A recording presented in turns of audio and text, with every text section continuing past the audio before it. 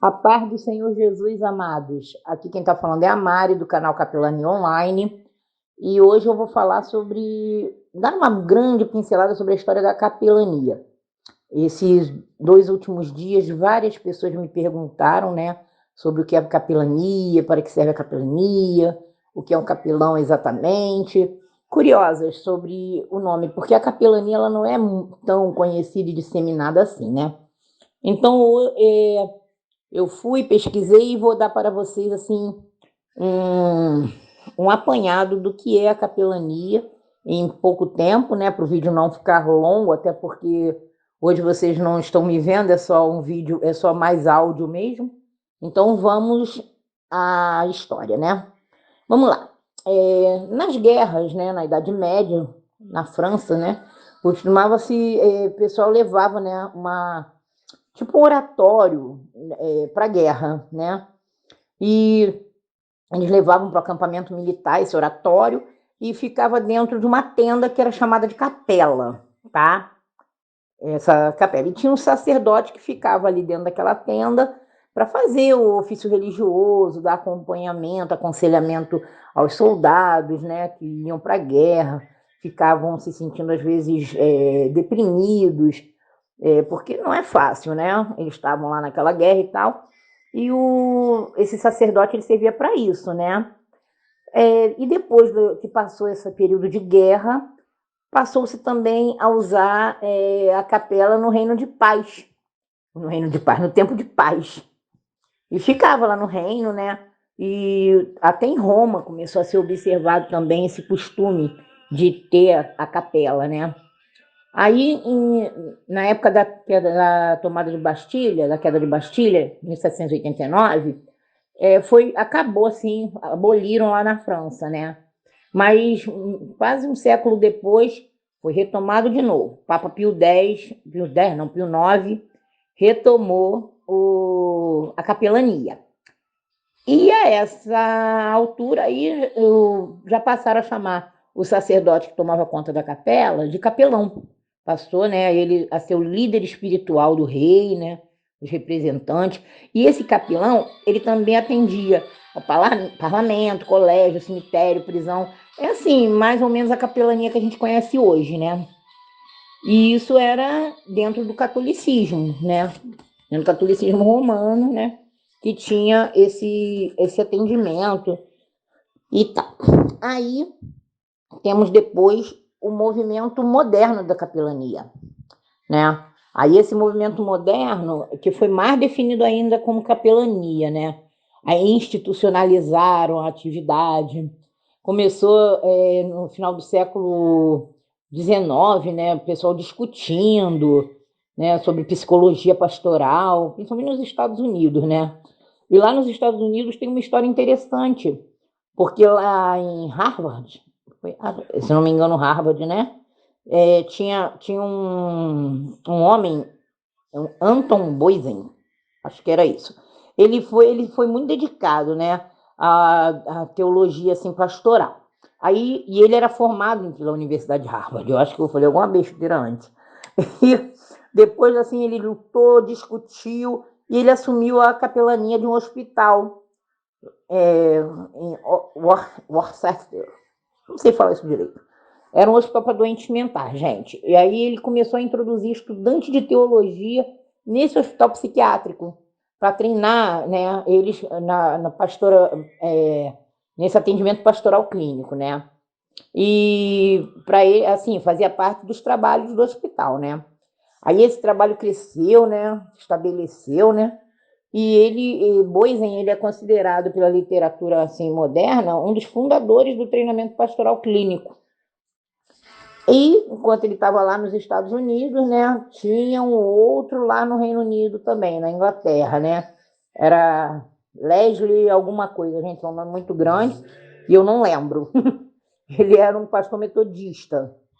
E depois ele foi para a Índia como missionário. Um ano depois que o meu pai de criação nasceu, em 1916, ele foi para a Índia. Aí ele ingressou na carreira militar, né? Aí ele viajou, foi para outros lugares também, mas isso também não vem ao caso. E a capelania, assim, ela foi crescendo, né?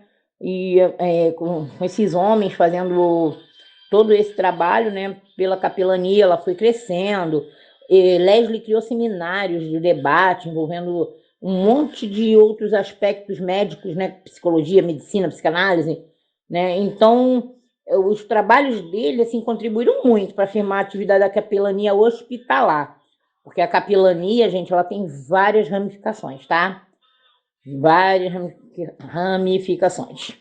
E isso, a capelania aqui no Brasil, ela começou finalzinho de 1800, por aí, né?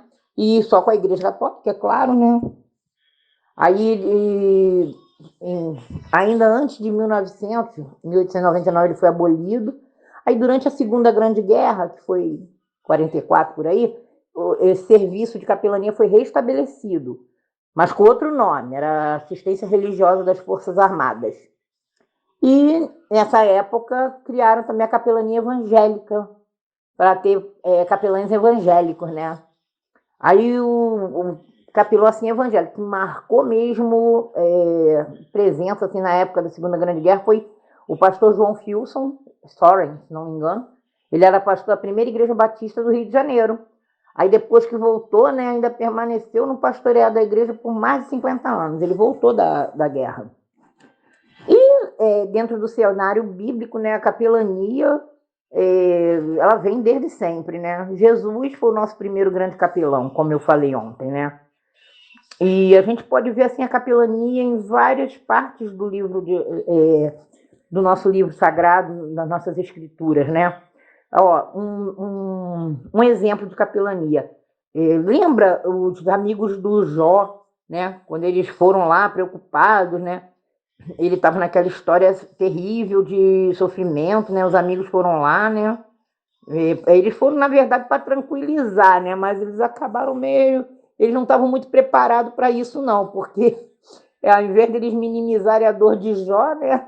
E acalentarem ele, eles ainda foram levianos, né? Com acusações amargas, levianas, né? Isso é um exemplo do que não se deve fazer na capelania, foi o que fizeram os amigos de Jó. Mas, assim, o capelão, ele é para esses momentos, né? Ali, Jó estava sofrendo, estava com tanta tristeza, tanto problema, e a capelania, ela existe para isso. É a capelania de aconselhamento, de acolhimento, a gente vai até a pessoa, cuida dela, diminui o sofrimento dela de alguma forma, com conselhos, com atitudes, entendeu? E deixa eu ver um outro. Eu lembrei esse assunto de Jó, né? Porque quando eu fazia o curso, foi uma das coisas que, assim, como não deve agir um capelão? Não haja como os amigos de Jó, né? E no Novo Testamento, a gente mostra o mestre, né? O mestre, Jesus de Nazaré, né? Ele, maior capelão de todos. Ele acolhia os rejeitados, incluía os excluídos, alimentava os famintos, curava o enfermo, trazia assim, né, esperança, traz até hoje para os desesperados. Ele iluminava com a luz do conhecimento dele. Gente, Jesus é o maior mesmo, não há outro como ele, né? E ele teve um breve período, né, na Terra, 33 anos, e 3 anos de ministério. Jesus conseguiu alcançar todas as áreas do capelanismo. Todas as áreas foram alcançadas e mostradas por Jesus. O que ele não lembro, não lembro dele ter visitado um preso, mas ele lembrou e falou para que cuidássemos dos presos como se presos fôssemos com eles. Então Jesus, ele realmente é o capelão, né? É o capelão.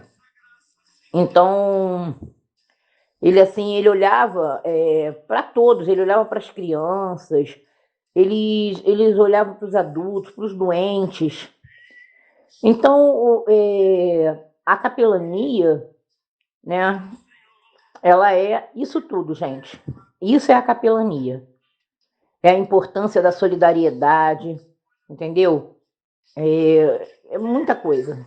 ela é dividida em vários aspectos. Tem a capelania assistencial, tem a capelania cemiterial, que a gente vai fazer, vai nos cemitérios fazer aquele ofício religioso, né? Então, isso é a capelania. A capelania é todo esse tipo de atitudes e cuidados que levamos para o próximo, né? Aprendendo com Jesus e fazendo como ele. Eu espero não ter ficado cansativo. Esse é o vídeo de hoje. É um videozinho assim, em outro formato.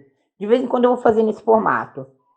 Se vocês gostaram, peço que curta, que compartilhe. Quem não se inscreveu, se inscreva. Tá bom? E fiquem na paz de Cristo.